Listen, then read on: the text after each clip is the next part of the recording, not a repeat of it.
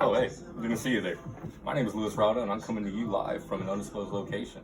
I'm currently a student at the University of Houston with a major in Human Development and Family Studies and a minor in Education. And welcome to my intro video.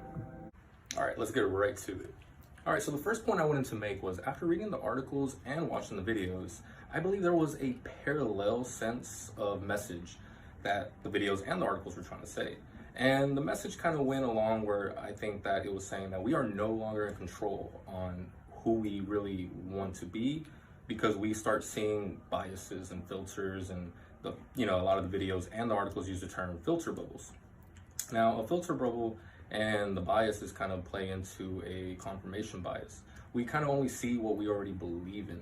And that, after reading some of the articles again, was just talking about how it's dangerous for society because we never really get to see the whole picture. We just kind of see what we want to see. And, not seeing it from opposite point of views can really be harmful because we never really get much done. That also brings me into this, day and age that we really are stuck on our phones a lot. We get on Twitter, we start seeing, stuff on TikTok, and we start seeing stuff on Instagram, and it starts playing into the media. I mean, that's how we get most of our news, is just from media outlets, right?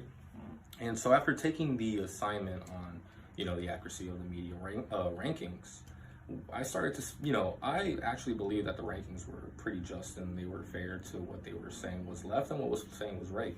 But being that I personally just kind of watch Sports Center and I don't really see much, those assumptions that were, that I believe were accurate were based on the people I affiliate with. And, when you start looking at where they listed certain, outlets and stations, they were based on consumers, right? Like what they believe is far left and far right. And it was pretty accurate from there. I can't really say much because I don't really watch so much of the news, but I think they got it down to the T. And, that being said, it's pretty dangerous when you start to think about it because, if you don't see both sides, you're just going to get, half of it done. And that actually took me into the quizzes when I really, being that's an election year and there's a lot of stuff going on, I haven't really thought about my political party too much, if I'm being honest. I after taking the quizzes and the doxing myself, I thought about it, and the quizzes said that I was, pretty hard left, and then I quote unquote disaffected Democrat. I didn't even know the term existed, to be honest, but it was pretty interesting to find out. Though I kind of disagree with it because the options that were given to me were either really extremely far left or really extremely far right. And I feel like I'm a more mixture of in between on, social issues and whatnot. But I do sort of agree with what was given to me. And that actually brings me into the videos because those were actually really interesting to see because, again, the overarching message there was talking about, we are no longer who we really want to be. We are kind of told who we are.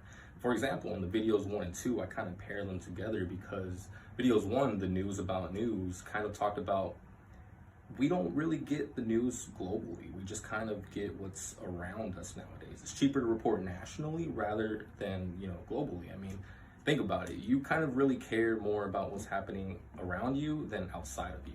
And that's where the news and the media kind of take place, which the filter bubbles, again, take place. You start seeing stuff that's personalized and tailored to you, but you don't see things on the outside. So we get obsessed with this personalization and this, customization to just be fit to you.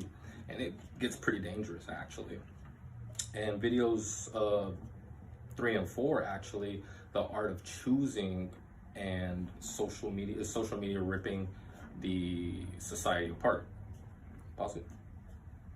Which then brings me into my next point on videos 3 and 4. Video 3 being the art of choosing, where we start being overwhelmed by so many options and so many opinions, we start, looking into vacant values based on likes, which is presented in video 4, the social media ripping apart society, you are programmed, because these likes kind of tell us and direct us on the decisions we make.